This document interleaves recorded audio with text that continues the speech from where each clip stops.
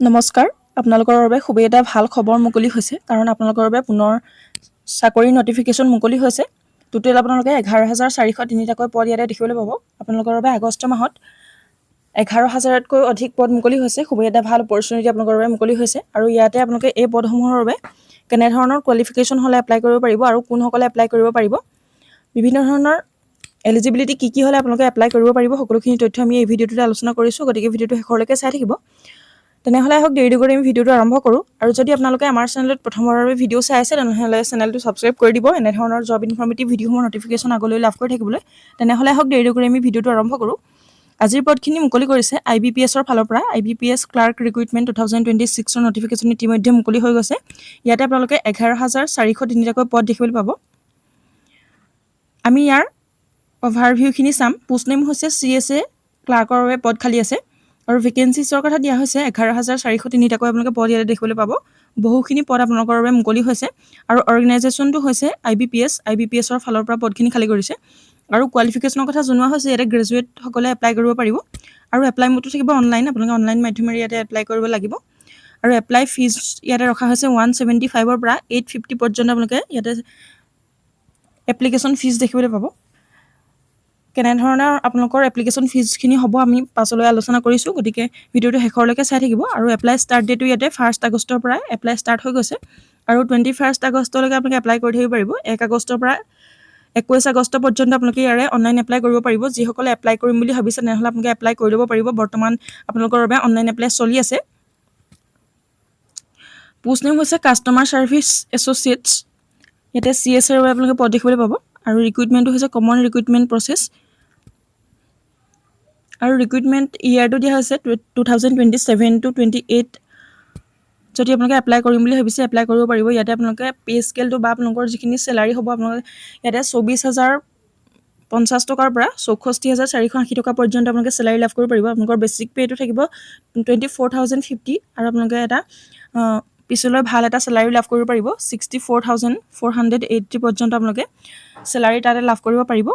আৰু জব লোকেশ্যনটো হৈছে অল ইণ্ডিয়া। আপোনালোকে অল ইণ্ডিয়াতে এই জবটো লাভ কৰিব পাৰিব। যিহেতু অল ইণ্ডিয়া বেচিছ এটা জব হয়, গতিকে আপোনালোকে এই জবটো অল ইণ্ডিয়াতে লাভ কৰিব পাৰিব। আৰু এক্সাম চেণ্টাৰ্ছখিনি আছামৰ যোনখিনি আছে সেইখিনিৰ কথা ইয়াত উল্লেখ কৰা হৈছে। ডিব্ৰুগড়, গুৱাহাটী, যোৰহাট, শিলচৰ এণ্ড তেজপুৰ। প্ৰিলিমিনাৰী এক্সামিনেশ্যনৰ কাৰণে আপোনালোকৰ এইকেইটা হৈছে এক্সাম চেণ্টাৰ্ছ। আকৌ এবাৰ কৈ দিছোঁ, ডিব্ৰুগড়, গুৱাহাটী, যোৰহাট, শিলচৰ আৰু তেজপুৰ। ইয়াতে দুটা প্ৰচেছত আপোনালোকৰ এক্সামখিনি অনুষ্ঠিত হ'ব পাৰে। ইয়াতে প্ৰিলিমিনাৰী এক্সামিনেশ্যনৰ এক্সাম চেণ্টাৰখিনি দিয়া হৈছে আৰু যিখিনি মেইনছ এক্সাম হ'ব তাৰে আপোনালোকৰ এক্সাম চেণ্টাৰ হৈছে ডিব্ৰুগড়, গুৱাহাটী, যোৰহাট এণ্ড শিলচৰ।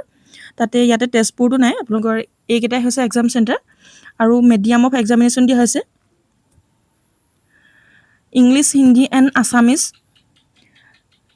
লেংগুৱেজত আপোনালোকে এক্সাম দিব পাৰিব।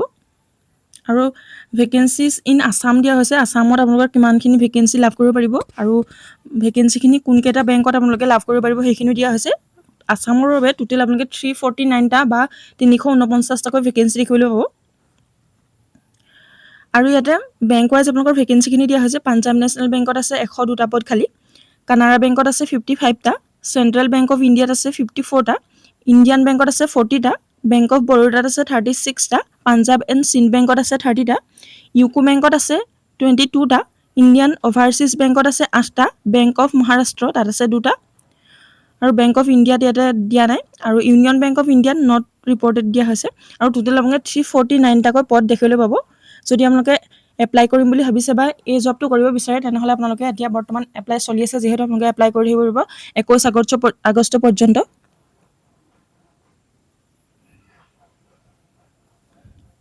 আৰু ইয়াৰ বাবে আপোনালোকৰ এডুকেশ্যনেল কোৱালিফিকেশ্যন কোৱা হৈছে আপোনালোকে যিকোনো ষ্ট্ৰীমৰ পৰা বা যিকোনো ডিচিপ্লিনৰ পৰা যদি ডিগ্ৰী পাছ কৰিছে বা আপোনালোকে গ্ৰেজুৱেশ্যন কৰিছে তেনেহ'লে আপোনালোকে ইয়াতে এলিজিবল হ'ব। আৰু কম্পিউটাৰ লিটাৰেচিৰ কথাও দিয়া হৈছে ইয়াতে।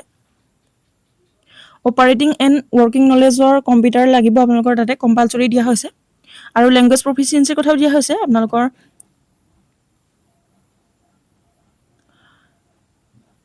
য'ত আপোনালোকে জবটো লাভ কৰে, যিহেতু আছামৰ পৰা এপ্লাই কৰিব, যদি আপোনালোকে আছামত জবটো লাভ কৰে তেনেহ'লে আপোনালোকৰ লোকেল লেংগুৱেজ প্ৰফিচিয়েঞ্চি ইয়াতে দিয়া হৈছে। ভালদৰে আপোনালোকে লিখিব, ক'ব আৰু বুজিব পৰা ক্ষমতা আপোনালোকৰ থাকিব লাগিব যিটো লেংগুৱেজ হয় তাৰ ওপৰত। আৰু এজ লিমিটখিনিৰ কথা কোৱা হৈছে। 20 বছৰৰ পৰা 28 বছৰৰ কেণ্ডিডেটসকলে এপ্লাই কৰিব পাৰিব। যিসকল জেনেৰেল কেটেগৰী কেণ্ডিডেট থাকে তেওঁলোকে 20 বছৰৰ পৰা 28 বছৰ পৰ্যন্ত এপ্লাই কৰিব পাৰিব আৰু যিখিনি ৰিজাৰ্ভ কেটেগৰী থাকে তেওঁলোকে ইয়াতে এজৰ ৰিলেক্সেশ্যন লাভ কৰিব পাৰিব। SC ST সকলে 5 ইয়াৰ্ছকৈ, OBC নন ক্ৰিমি লেয়াৰ তেওঁলোকৰ বাবে 3 ইয়াৰ্ছকৈ ৰিলেক্সেশ্যন থাকিব আৰু পাৰ্চন উইথ বেঞ্চমাৰ্ক ডিছেবিলিটিছ বা PWDৰ বাবে 10 বছৰকৈ ৰিলেক্সেশ্যন থাকিব আৰু এক্স ছাৰ্ভিচমেনৰ বাবে ছাৰ্ভিচ প্লাছ 3 ইয়াৰ্ছ তেওঁলোকক ৰিলেক্সেশ্যন দিয়া হ'ব। আৰু যিখিনি ডিভ'ৰ্ছড ওমেন আৰু বিধৱা মহিলা আছে আপোনালোকে আপ টু 35 ইয়াৰ্ছলৈকে এপ্লাই কৰিব পাৰিব। এইখিনি আছিলে এজ লিমিট আৰু ৰিলেক্সেশ্যন।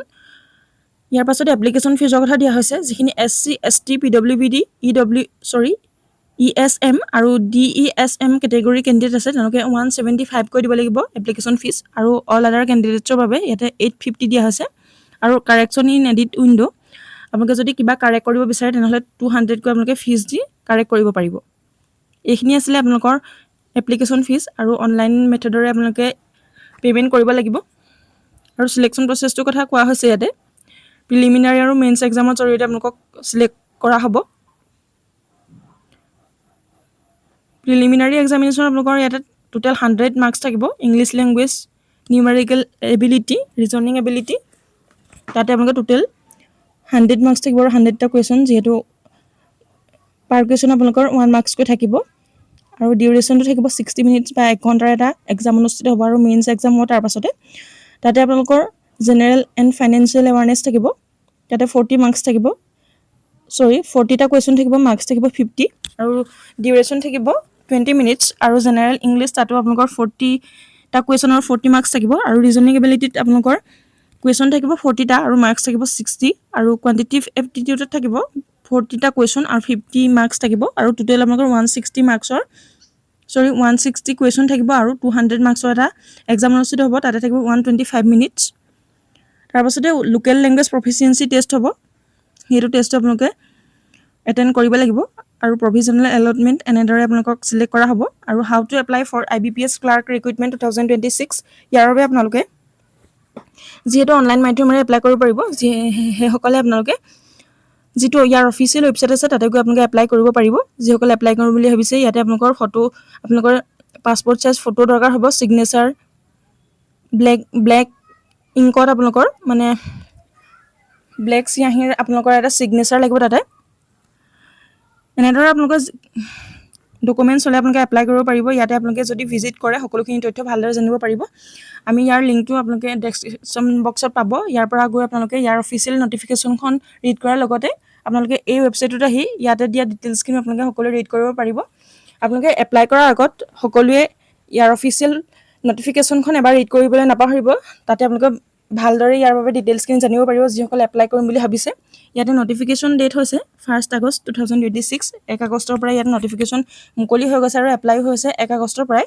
আৰু এপ্লাই এণ্ড ডেটটো হৈছে 21 আগষ্ট। 21 আগষ্ট পৰ্যন্ত আপোনালোকে এপ্লাই কৰিব পাৰিব। আৰু এডিট উইণ্ড' আপোনালোকৰ 2 ডেজলৈকে খোলা থাকিব। আপোনালোকে তাতে কিবা কাৰেকশ্যন কৰিব লগা হ'লে কৰিব পাৰিব। এইখিনি আছিলে ডিটেইলছ। যদি ভিডিঅ'টো ভাল লাগে এটা লাইক কৰিবলৈ নাপাহৰিব। চেনেলটোলৈ প্ৰথমবাৰৰ বাবে সকলে চেনেলটো ছাবস্ক্ৰাইব কৰি ৰাখিব। এনেধৰণৰ জব ইনফৰ্মেটিভ ভিডিঅ'ৰ নটিফিকেশ্যন আগলৈ লাভ কৰি থাকিবলৈ ভিডিঅ'টো শেষলৈকে চাই থকাৰ বাবে বহুত বহুত ধন্যবাদ।